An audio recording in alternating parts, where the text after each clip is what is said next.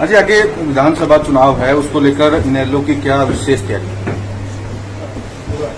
हमने आज 22 के 22 जिले कवर हो जाएंगे। हमने अपने कार्यकर्ता साथियों की सबकी आगे विधानसभा के चुनाव के लिए अभी से ड्यूटियां लगाई हैं। बूथ के स्तर पे, जोन के स्तर पे, हल्का के स्तर पे अलग अलग लोगों को जिम्मेवार कंपनी का काम किया और हम एक नया गठबंधन बनाने जा रहे हैं। उसके लिए माजरा साहब की अध्यक्षता में हमने एक 5 मेंबर की कमेटी बनाई है जो प्रदेश भर के अलग अलग संगठनों से, जो सामाजिक और राजनीतिक संगठन है, उनसे बात करेंगे। चौधरी देवीलाल ने सन 1987 सारे प्रदेश के गैर कांग्रेस गैर भाजपा के संगठनों को इकट्ठा किया और एक संघर्ष समिति बनाई। नतीजा उसका यह था कि कांग्रेस को सत्ता से बात करनी है, कांग्रेस को सत्ता के नजदीक ना आए, भाजपा सत्ता से बाहर हो। इसके लिए हम भी एक इस तरह की संघर्ष समिति बनाएंगे जिसके लिए कल से माजरा साहब और उनकी पूरी टीम काम करना शुरू करेगी।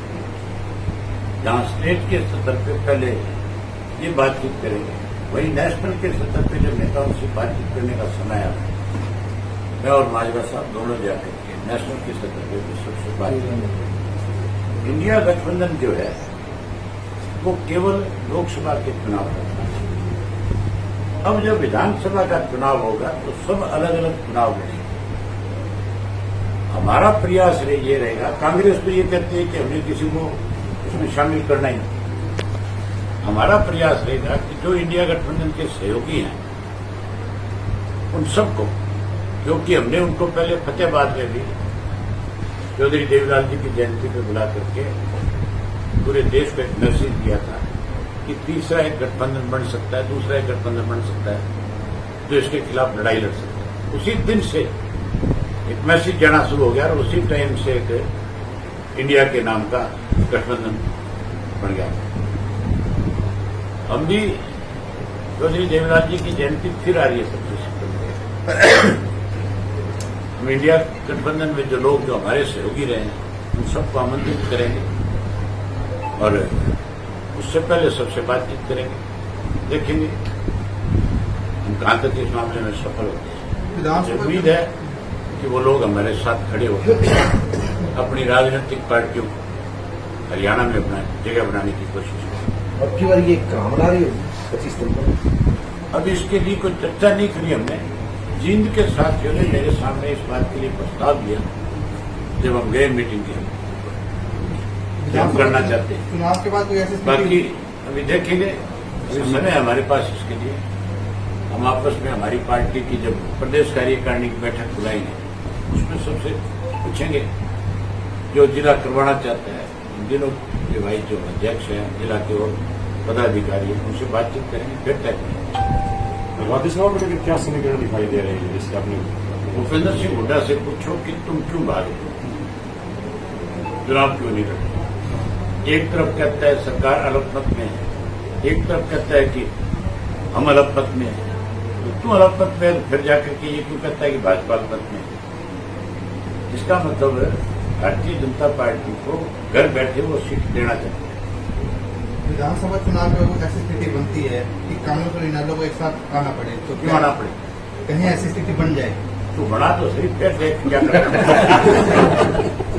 पहले स्थितियां पैदा करो, फिर ये सवाल संभावना है। ये सवाल तब करना जब ऐसी परिस्थिति आए। नीट के इंतजाम को लेकर जो हो रहे हैं, मैं आपको एक बात ऐसे लोगों में हम समर्थन किसी का नहीं करेंगे। ठीक है, पार्टी के प्रधान का आदेश होता है, सबको उनके आदेश की पालना करनी होती है। हमारी पार्टी के प्रधान का फैसला है वो हमारा कि समर्थन किन करेंगे। परिस्थितियों में हम किसी का समर्थन नहीं करेंगे। कोई हमारा करेगा तो उसको सरकार में शामिल नहीं, सरकार में शामिल करने का मतलब उन लोगों को छूट देना है। आपने अगर आपने विधानसभा किया तो सत्ता आपकी होगी, हल ये है। ऐसी परिस्थितियां अगर बढ़ी तो सत्ता पे काबिज हम नहीं होंगे, कोई और नहीं। आपने कहा कि कांग्रेस के अंदर भगदड़ मच सकती है, चुनाव नजदीक है, तो क्या आपके भी कोई बड़े नेता सही संकट में बता तेरे को क्या लगता है माहौल है जी। है ना? फिर क्या पूछने वाला सवाल है? तुम हो तो सारे मेरे साथ, ये भी तुम्हारा सबका है, ये मजबूरी है। दिखने लग रहे हैं हैं? हालात दिखने लग रहे हैं सभी पूरा सपोर्ट करते हैं जी अपनी पार्टी। हाँ, नहीं तो बिल्कुल। लोकसभा मैंने जो बात तुम्हें हुड्डा वाली कही है और कांग्रेस वालों से पूछो तुम कि तुम ये कहते हो, हमारा नेता ये कहता है कि अब ऐसे भाजपा से मिला, तो तुम क्यों भाग रहे हो? क्यों नहीं चुनाव लड़े? हुड्डा का बेटा जब राज्यसभा का चुनाव के लिए नाम आया था, तब तो हुड्डा ने मेरे से जयप्रकाश के माध्यम से, जयप्रकाश के टेलीफोन किया मुझे और मेरे से वोट मांगा। जयप्रकाश ने कहा कि लो हुड्डा साहब बात कीजिए, और उसने कहा कि मेरे बेटे को कांग्रेस ने प्रत्याशी बनाया दीपेंद्र को, उम्मीद करूंगा कि आप मेरी मदद करें। हुड्डा से आप पूछ लेना, मेरा अगला जवाब ये था कि मैं भाजपा को किसी कीमत पर वोट नहीं दूंगा।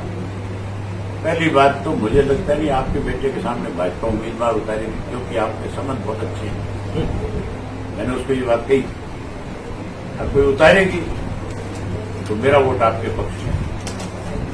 तो अगर उस वक्त हुड्डा मेरे से वोट मांग सकता है, तो फिर हुड्डा को अब वोट मांगने में कोई शर्म क्यों आनी चाहिए? हुड्डा ने ये भी पूछो हुड्डा से कि जब तुम्हारा राज्यसभा का पीछे कैंडिडेट लड़ रहा था, क्या नाम आपका, माकन, तब उसने मेरे से वोट क्यों नहीं मांगा? अभी तो मांगना चाहिए था कि नहीं मांगना चाहिए? क्योंकि चुनाव तो कांग्रेस लड़ी, मैं तो नहीं लड़ रहा और मैं उसके खिलाफ था भाजपा ने, उसको वोट मांगना चाहिए। और मैंने कोई भाजपा को वोट नहीं डाला। सारा दिन बकवास करते हैं कि मैंने भाजपा को वोट दिया, भाजपा को वोट दिया। मेरे सामने आकर के खड़े होकर के बताया ना एक बार, जो भी नेता इनका ये बात करता है वो मेरे सामने खड़ा नहीं हो सकता। मेरा वोट जो गया था वो इंडिपेंडेंट को गया था। उस इंडिपेंडेंट को मैं अकेला मदद नहीं कर रहा था, उसको बहुत कर रहे थे। मेरा तो फर्ज बनता था उसकी मदद करना। उसने, उसके बड़े भाई चौटाला साहब की जेल के अंदर सेवा करी। कांग्रेसियों ने तो चौटाला साहब को जेल में भेजा। जिन्होंने चौटाला साहब को जेल में भेजा वो मेरे से ये उम्मीद करेंगे कि मैं उनकी मदद करूं। ये कहां लिखा हुआ है? तुम्हारे में से किसी के बाप को कोई जेल में भेज दे, बिना कसूर भेज दे, तुम उसकी मदद करोगे? हम तो आप गए हुए हैं, हम तो आप गए हुए हैं जेल में। डीजे वालों ने भेजा होगा।